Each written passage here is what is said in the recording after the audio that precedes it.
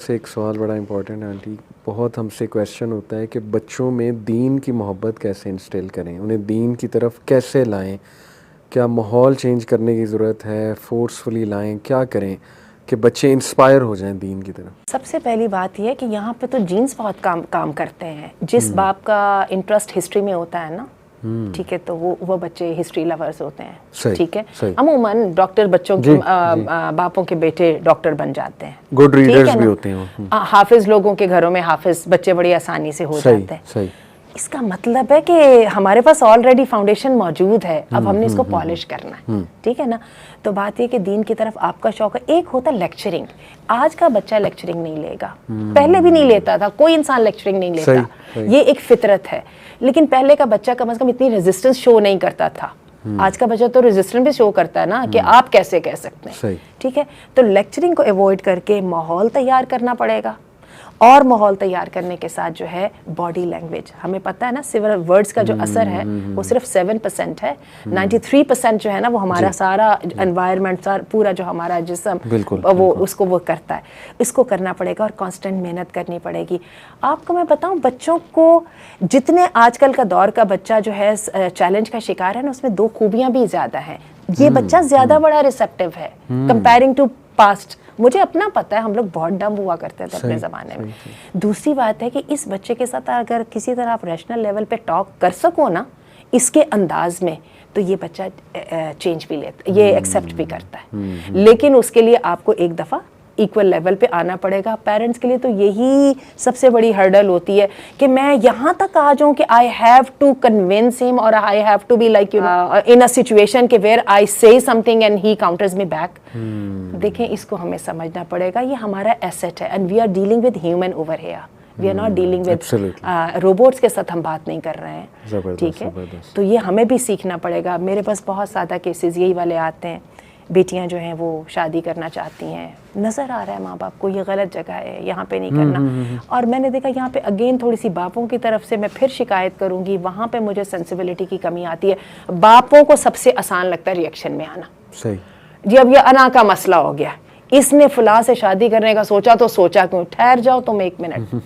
ठीक है, और मैं एक ही बात कहती होती हूँ, मैं कहती हूँ जिस बच्चे के साथ, बेटी के साथ या बेटे के साथ आप रिएक्शन लगाने लगे हैं ना, उसकी ताकत आपसे बहुत ज़्यादा है। और हम सबको नज़र आ रहा है वो गलत डिसीजन कर रहा है, लेकिन आपको पता है इस गलत डिसीजन तो उसने कर ही जाना है। ये हमारे सामने पीछे केस आया दुआ ज़हरा का और ये सब, और आपने देखा है बच्चों की ताकत कहाँ तक जाती है और वो जो जवानी का जोश है वो कहाँ तक पहुँच जाते हैं। और मैं कहती होती please stay with him, please stay with her, even her the consequences तो उसको दिनों में नज़र आ जाएंगे ना।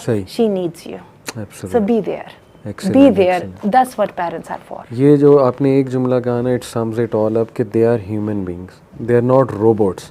और they are not even your property, I believe. उनको property समझना, I think कि they are free individuals. Obviously, they are your kids. They should be following your rules. You have the choice to teach them what you want. But Islamic guidelines को सामने रखते हुए चलें तो मेरा ख्याल इतनी प्रॉब्लम्स नहीं होंगी। क्योंकि 13 साल का जो बच्चा है उसको अल्लाह ताला एकदम इंडिविजुअल करार दे देते हैं, वो फॉरेन पेरेंट्स के उससे निकल जाता है। बिल्कुल सही। तो बात ये है कि हम समझते हैं कि रीजनिंग करने के साथ मेरी इज्जत कम हो जाएगी, माँ तो समझती है और बाप सबसे ज़्यादा इस बचपने का शिकार होते हैं। दोबारा देखना पड़ेगा, टेक देम एज ह्यूमन। अल्लाह ताला आसानी चीज़ हैं। तो बड़ा अच्छा लगा माशाल्लाह, आपने जो क्रक्स है वो ये कि we need to learn this art, it's an art in itself और इट कैन बी लर्नड।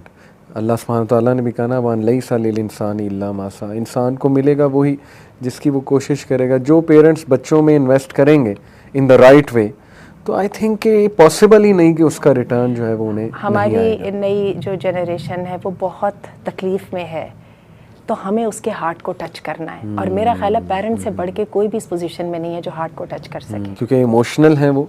तो I think dealing with them with emotions is the right. मोहब्बत एक ऐसी चीज़ है, और जो पेरेंट्स की जो वेलफेयर और जो वेल विशिंग है ये इतनी बड़ी चीज़ है जिसके लिए हर बच्चा उसका वो है। It's easy, it's not that difficult as you are thinking it. So just go head, Allah will help you. Allah ताला आपकी मदद करेंगे इसमें। एक आंटी बस मैं चाहता हूँ, क्योंकि वो हमने बात यहाँ से शुरू की थी, फिर हम वाइंड अप करेंगे कि ये जो केस मैंने आपके सामने रखा कि अब वो साफ नज़र आ रहा है मदर को कि बच्ची गलत कामों में इन्वॉल्व है, तो उसको निकालने के लिए मोबाइल छीन लिया और उसके बाद उसका बहुत एग्रेसिव एक बड़ा शॉकिंग रिएक्शन आया। उस केस में जस्ट लास्ट फ्यू वर्ड, उस केस में क्या करे मदर, पेरेंट क्या करे? काउंसलिंग कराए, खुद तो हाथ से निकल गई उनके। If I put my self in her shoes, तो मैं पता है क्या करूंगी? ठीक है, वो छुरी निकालने वाला इवेंट चला गया, माँ को भी तकलीफ पहुंची, बेटी को भी तकलीफ, she wasn't happy after doing that, बच्ची भी वो छुरी निकाल के खुश नहीं हुई, ठीक है। अब दोनों थोड़े से टोन डाउन कर रहे हैं। अब मेरा ख्याल है बैठा जाए और एक मिडिल ग्राउंड के ऊपर जो है ना वो एग्री किया जाए, दोनों मिलके।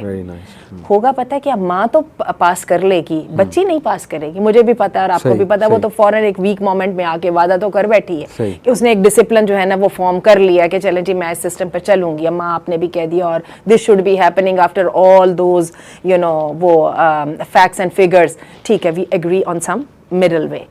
अब होगा क्या कि बच्ची एक दिन तो पास करेगी, दूसरे दिन नहीं करेगी ना, ठीक है ना।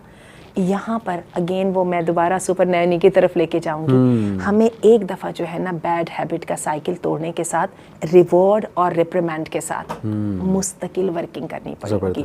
और एक दफ़ा एक फेज को एक गोल को अचीव करने के बाद 2-3 हफ्ते के बाद दोबारा भी होगी। Excellent. ठीक है, और हमें ये समझना है कि constantly this is my job to do that. That's what अपनी पूरी जिंदगी के हम एफर्ट्स इन बच्चों के लिए तो करते हैं, तो ये भी उसी का पार्ट है।